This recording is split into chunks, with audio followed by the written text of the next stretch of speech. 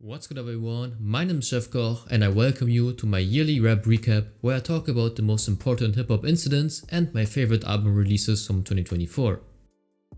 A lot has happened for hip hop this year and it was not always easy to keep track of everything, so hopefully this video will give you a good summary of this amazing year for rap music.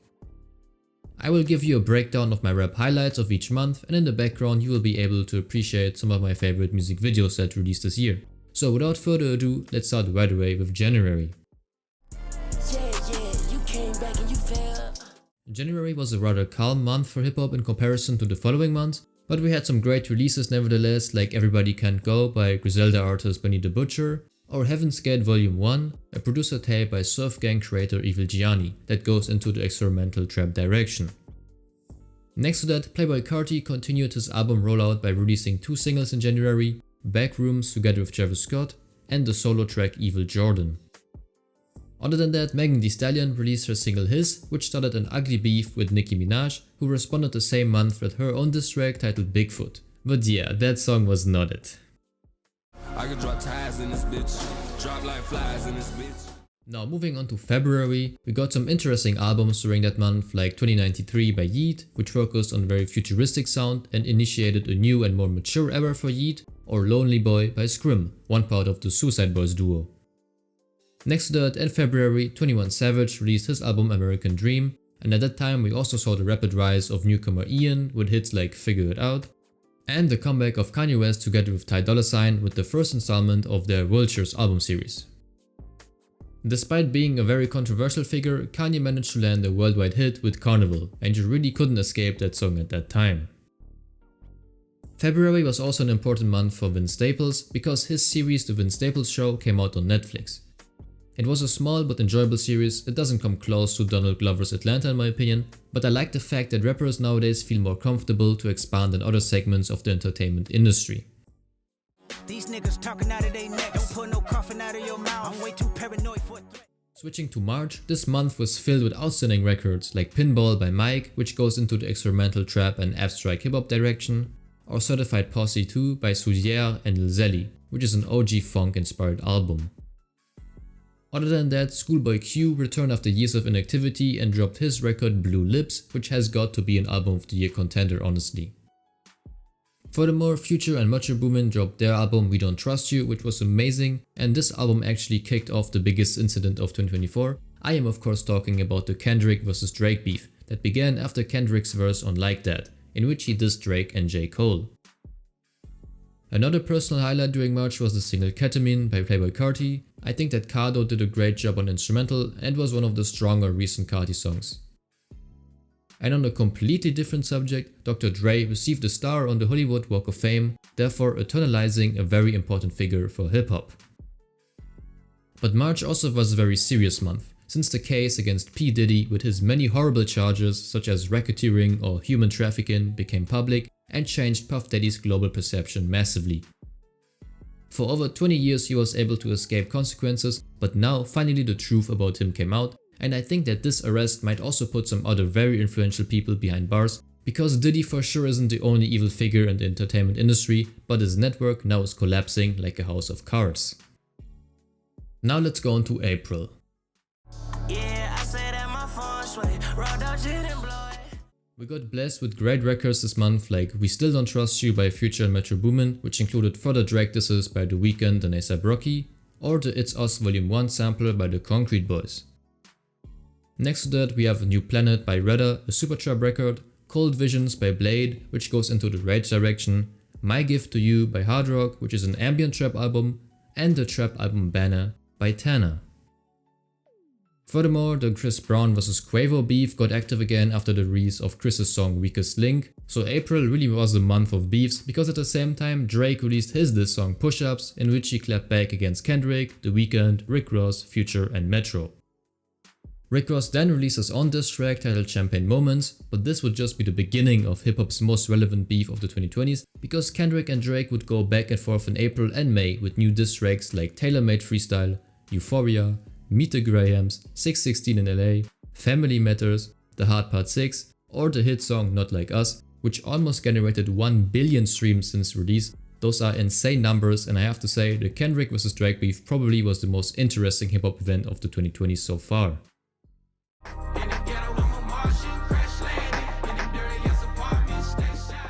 Since we already talked about May 2024, during that month the West Coast rap collective Shoreline Mafia made their comeback after the group had originally disbanded in 2020. And since I am a big Shoreline fan, it was great to see Jeezy and Phoenix back together after 4 years.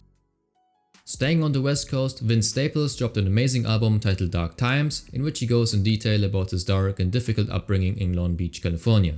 Definitely a mature and introspective record, but I enjoy it a lot.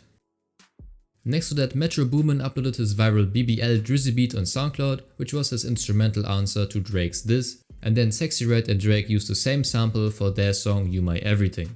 But at that point the general beef between Kendrick and Drake already had calmed down again, so now let's focus on the other musical highlights of May, which included Rich Haitian by Make Homie, which is a drumless and abstract hip hop project, One of One by Gunna, and Almighty Saw by Chefkoch. After 11 years we finally got the sequel. Moving to the underground, we also have One Life by 1am, which goes into the experimental trap direction, and The Come Up by Smoke Dope 2016, which is a cloud rap tape and has to be underground album of the year for me personally. And now let's switch to June.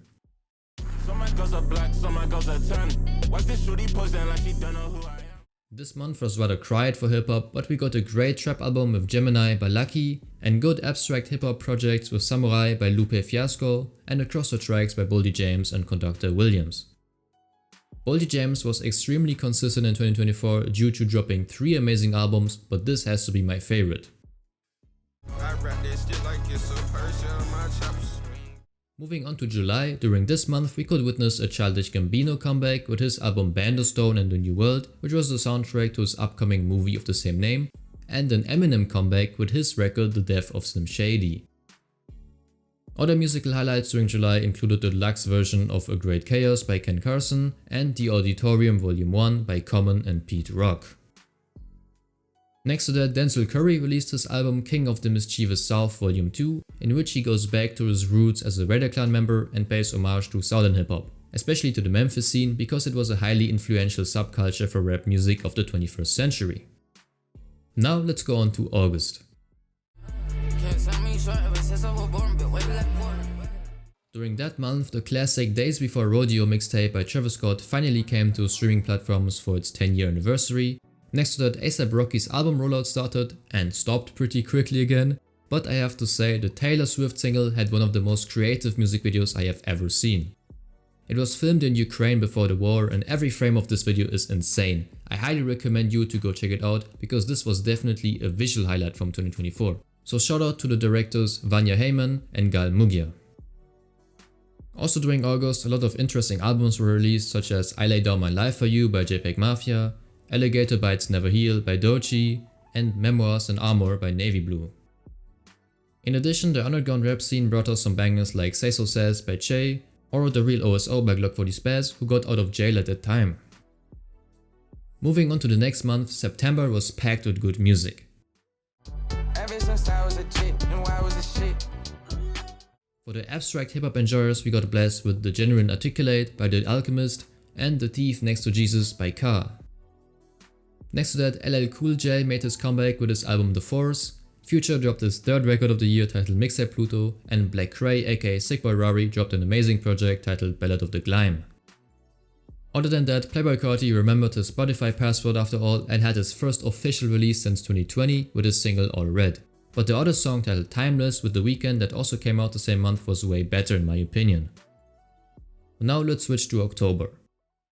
Broke her heart, then I iced her out, got her tears froze. Goofy bitch, I just had to boot the bitch like a field goal. The biggest news during this month definitely was the unexpected release of Young Thug from jail on Halloween. Now Jeffrey is a free man and can bless us with amazing music soon again, hopefully. And another relevant incident was the incarceration of Lil Durk for his alleged involvement in an LA shooting as retaliation for King Von's murder. So Thugger and Durk kinda switched places in the industry. Furthermore, Tyler the Creator made an amazing comeback in October with Chromacopia. It is a very introspective album and introduced kind of a new era for Tyler, like his albums usually do. But October also had some other great releases like Hatton Garden Hold Up by Rome Streets and Daringer, Groovy Stepping Shit by underground rapper Lisha G, or Take Care by Big X the Plug, which is a Texas rap record with amazing samples. Next to that, Lexa Gates dropped her abstract hip hop album titled Elite Vessel, and this project has hilarious lyrics. It's gonna be one of the funniest records from 2024. Honestly, check out Lexa Gates if you haven't yet, she's a breath of fresh air for the rap scene. And now comes my favorite month from 2024 for the hip hop genre, November. It was a very active month with a lot of good releases such as You Only Die Once by Freddie Gibbs, Soul Burger by Absol, or Angel Eyes by Katie Mason. Other than that, Sababy dropped his album Sahim. It came a bit unexpected for me, but I really love this project and I will never doubt Sababy ever again. In addition, we have Slimeer 2 by Young Nudie and Pierre Bourne, which came out 5 years after the first installment, and it was a cool project for sure, but I don't believe that it can compete with the original Slimeer. Next to that, I of course have to talk about Kendrick's surprise drop with the album GNX. On this record he pays homage to the West Coast rap scene and he also talks about Lil Wayne, but I enjoyed this record a lot. 2024 really was Kendrick's year and therefore he is considered by many to be the best rapper alive, but time will tell if this title is justified for him. What definitely wasn't justified in my opinion was the petition in late November by Drake against UMG, in which he accused the major label to illegally boost the Not Like Us single by Kendrick. For me, that's just a move by a sore loser. Also in November, Grade A finally released the last ever album by Juice WRLD titled The Party Never Ends, which received mixed feedback, but other musical highlights from that time included Conglomerate by UK artists Lancifo, Fimi Guerrero and Len, Still Praying by Westside Gunn, and Songs for Sinners and Saints by Killer Mike. Mike has been on an amazing run recently. He also won a Grammy for his 2023 album Michael, which was well deserved in my opinion, since I am a big fan of his gospel influenced records.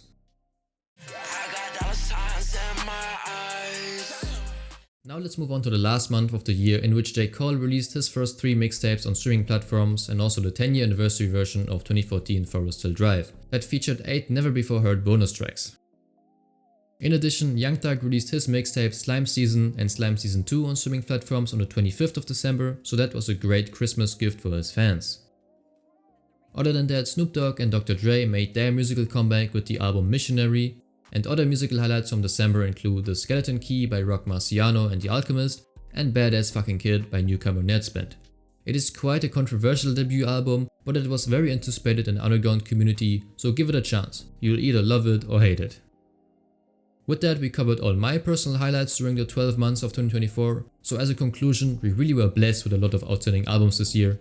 Despite some YouTubers claiming that hip hop would be falling off commercially soon, the rappers saw this differently because almost everybody dropped an album this year and contributed to the evolution of our favorite genre. Except of course you know who. But 2024 also saw amazing newcomers entering and expanding in the industry. Some of them you can see on the screen right now, but you can learn more about this topic in my last video, in which I go in depth about my 2025 predictions for the underground rap movements. Of course, we also had to endure some very bad releases this year, for example Eternal Take 2 by Lil Uzi Vert, Y2K by Ice Spice, or Vultures 2 by Kanye West and Ty Dolla $ign. But overall, good music was dominating 2024 thankfully. But like every year, we also lost way too many artists way too soon. I'm especially thinking of Chris King, DJ Clark Kent, Enchanting, Fulio, Ka, OG Mako, Rich Homie Quan, and Rico Wade amongst others. So rest in peace to all of them, but thanks to their music, they never will be forgotten. I hope that 2025 will be a calmer year for hip hop, but nevertheless I have to say that 2024 overall was amazing for rap music, and I hope that you enjoyed my recap of the year with my personal highlights.